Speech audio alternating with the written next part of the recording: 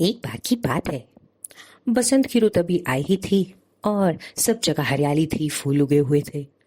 एक हरा टिड्डा झूम झूम के मजे से फुदक फुदक के गाने गा रहा था, नाच रहा था। और जहां भी छलांग लगा के जाता था वहां उसे अपना मनपसंद खाना मिल जाता था। उसकी तो चांदी ही चांदी थी, बहुत मजे थे। अब जब वो अपना गाना गुना गा रहा था चिप चिप करके, मेहनत करने से क्या फायदा, तो तभी वहां से एक चींटी निकली। उस चींटी की पीठ पे एक मक्के का दाना था और बड़ा ही परिश्रम करते हुए वो चींटी उस दाने को अपने घर ले जा रही थी। चींटी ने उसे देखा और अपना गाना गाता नाचता बजाता रहा। थोड़ी देर बाद एक और चींटी वहां से निकली। उसकी पीठ पे भी मक्के का दाना था। देखते ही देखते कितनी सारी चींटियां लाइन लगा के भिन्न भिन्न प्रकार के खाने लेके जाती हुई टिड्डे को दिखी। अब टिड्डे ने सोचा कि ये तो कुछ कमाल का ही हो रहा है, मैं यहाँ झूम रहा हूँ, मस्ती कर रहा हूँ और ये चींटियां काम में लगी हैं, ऐसा क्या होने वाला है। तो उसने एक चींटी को रुक के पूछा, अरे चींटी, तुम क्या कर रही हो, ये खाना कहाँ लेके जा रही हो, इसे तो खाना चाहिए।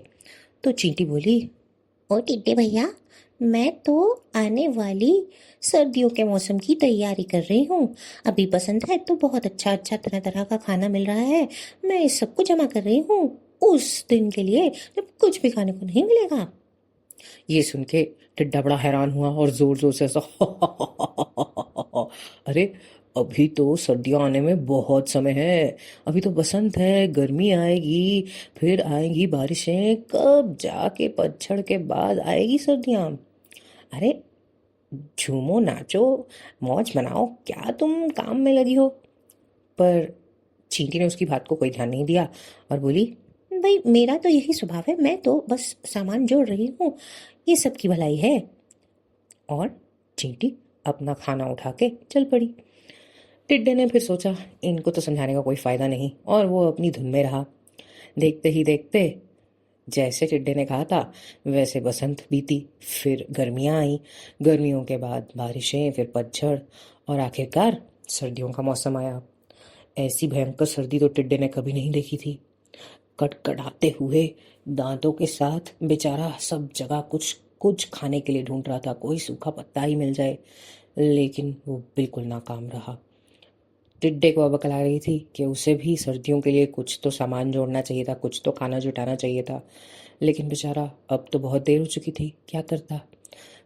बेचारा ठंड से नीला पड़ा हुआ पहुंचा चींटियों के दर पे, और वहां जाके उसने उनका दरवाजा खटखटाया और बोला, मेरी मदद करो, मुझे कुछ तो खाने को दो, बहुत सर्दी है और मुझे कुछ नहीं मिल रहा।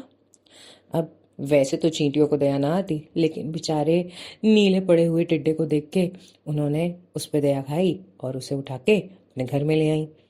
उसे थोड़ा सा सेक दिया, उसे गर्म किया और खाने के लिए उसे कुछ कुछ दिया।